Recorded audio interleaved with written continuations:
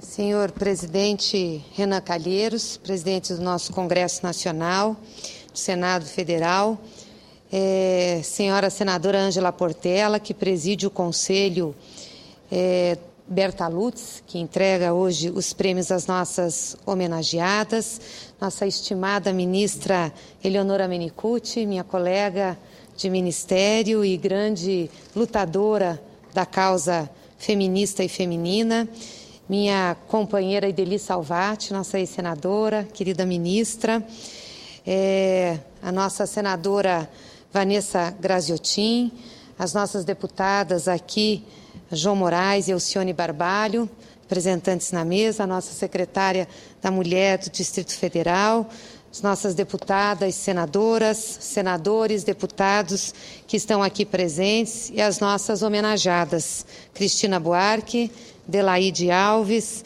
Magnólia de Souza, Maria Lígia, Zezé Rocha, a quem eu cumprimento e agradeço pela contribuição que vocês dão na luta, na caminhada, no dia a dia das mulheres brasileiras. Queria aqui, como a Ângela, fazer uma homenagem muito especial a Rosemary Muraro. Muito do que eu sou, do que eu penso, do que eu falo e da minha luta, eu devo a Rosemary Muraro. Uma mulher que tem uma profunda contribuição à luta das mulheres na sociedade brasileira. É uma pena que ela não possa estar aqui, né, pela sua situação de saúde, mas com certeza cada uma de nós aqui estará homenageando. Ao longo da vida, nós vamos concentrando esforços na seleção e na valorização dos momentos de qualidade, que são aquelas interrupções na rotina que nos autorizam a ter consciência de quem somos, do que nos tornamos e do que estamos fazendo com o nosso tempo. Estar aqui hoje na tribuna do Senado, estar na mesa hoje a convite do nosso presidente Renan, e estava inscrita para falar em nome da bancada do meu partido, o Partido dos Trabalhadores, nessa sessão solene destinada a comemorar o Dia Internacional da Mulher, é para mim um momento raro, de muita emoção e de grande qualidade. Como senadora e como cidadã, quero lembrar que a luta das mulheres teve um grande avanço em termos de representatividade política quando do primeiro congresso do PT, que aprovou a cota mínima de 30% de participação das mulheres em todos os níveis da direção partidária. Uma decisão histórica, da qual nos orgulhamos e que pauta ainda hoje a nossa intervenção na sociedade.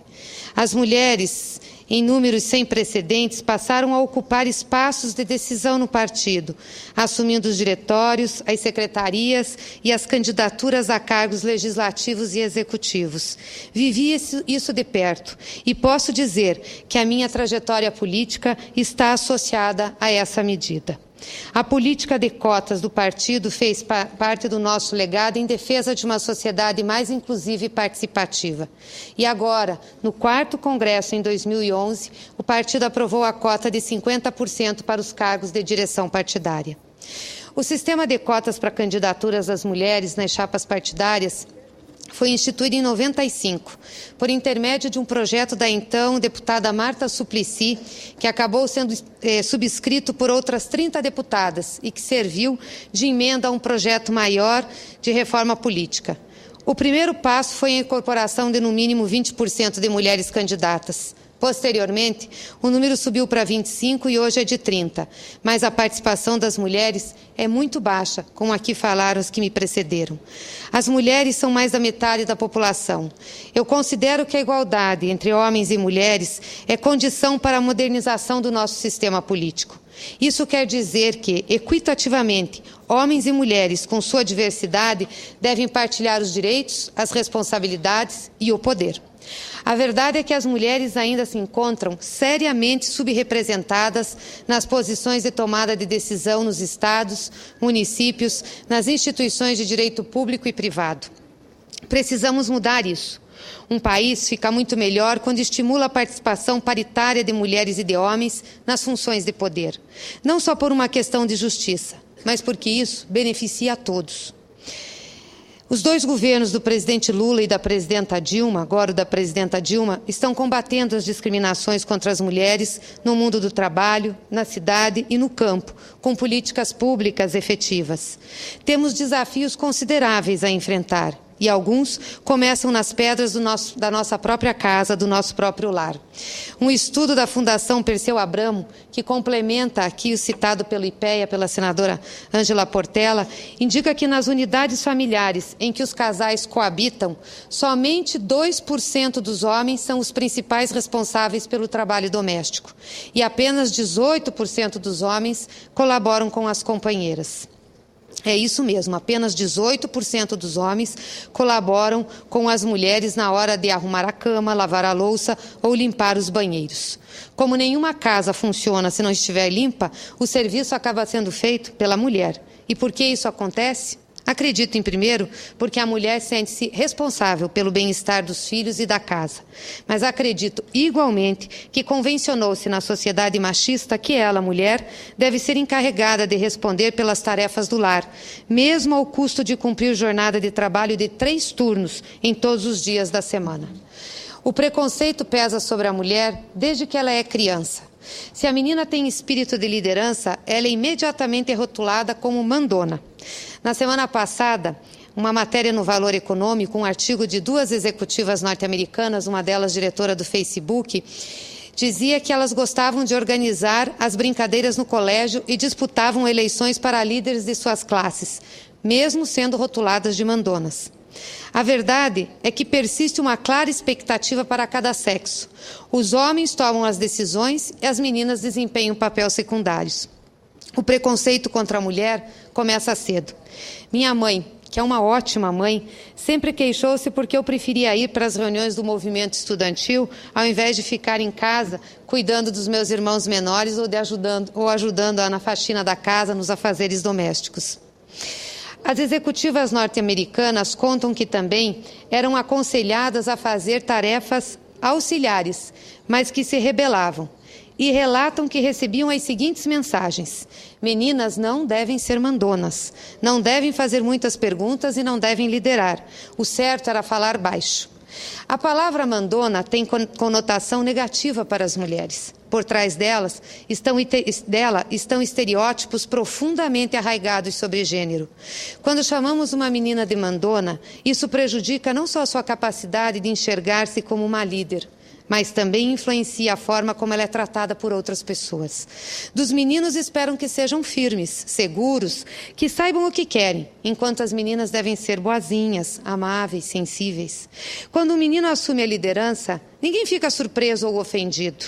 Isso é esperado, mas quando uma menina faz o mesmo, ela é geralmente criticada. Então, não é de se estranhar que as meninas estejam menos interessadas em liderar do que os meninos.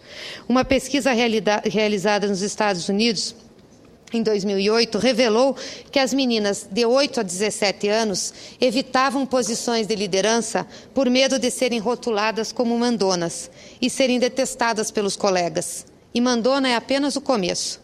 À medida que as meninas amadurecem, as palavras podem mudar, mas o significado e impacto continuam sendo os mesmos. As mulheres que se comportam de maneira firme são chamadas de agressivas, bravas, histéricas e excessivamente ambiciosas. Homens poderosos e bem-sucedidos geralmente são valorizados, mas quando mulheres alcançam o poder e o sucesso, a reação, tanto de homens como de algumas mulheres, é diferente. A presidenta Dilma, em várias ocasiões, tem sido descrita como exigente, mandona, autoritária e de temperamento difícil.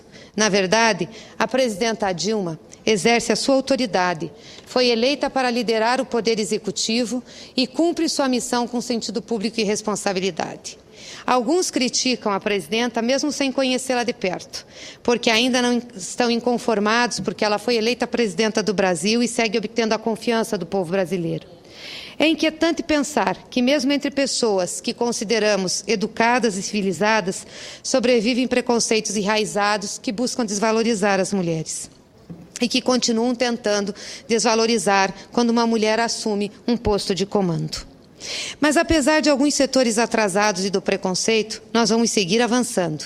Segundo as executivas norte-americanas, as chamadas mulheres mandonas são grandes líderes, rompem barreiras e são fundamentais para o desenvolvimento. E elas dizem: quando ouvirem alguém chamar uma menina de mandona, Sorria, respire fundo e diga: essa menina não é mandona, ela tem habilidades de liderança executiva. Precisamos das mandonas. Nenhum país avança sem bons líderes e sem boas líderes. Nosso crescimento econômico, social, cultural e humano depende de ter mulheres totalmente engajadas na força de trabalho e no campo das decisões. As nossas empresas têm o melhor desempenho quando tem mais mulheres na equipe gerencial. E nossos lares são mais felizes quando homens e mulheres dividem as responsabilidades de forma justa e equitativa. As mulheres estão prontas e sabem exatamente o que querem. Elas querem o mesmo que os homens, o mesmo que qualquer ser humano. Elas querem amor, família organizada, carreira significativa, direitos respeitados.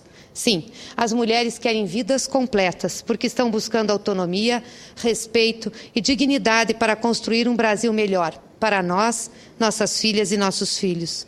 Um Brasil que possa se distinguir no mundo como uma nação fortalecida pelo cumprimento dos direitos humanos. E aí, presidente Renan, quero lhe dizer que tive a honra de ser designada no que cheguei nessa casa para relatar o projeto sobre feminicídio, o PLS 292 de 2013, que é resultado da Comissão Parlamentar de Inquérito da Violência contra a Mulher, e estou relatando na CCJ. Agora conversei com o senador Vital do Rego, entreguei o relatório, e o senador Vital do Rego está disposto a colocar o projeto amanhã já em pauta extraordinária para que a gente possa apreciá-lo na CCJ e, se for possível, até depois no plenário dessa casa, cumprindo o que Vossa Excelência tem feito aqui, de encaminhar os projetos que interessam a diversos setores e principalmente, inclusive, as mulheres. Nós temos um bom percurso pela frente, mas a boa notícia é que nós estamos acostumadas à luta permanente e que sabemos avançar apesar das pedras no caminho, porque acreditamos nas palavras ditas por Paulo Coelho, um dos nossos escritores mais populares no Brasil. Com a força de nosso amor e de nossa vontade, podemos mudar nosso destino, bem como o destino de muitos outros. Muito obrigada, parabéns a todas as mulheres.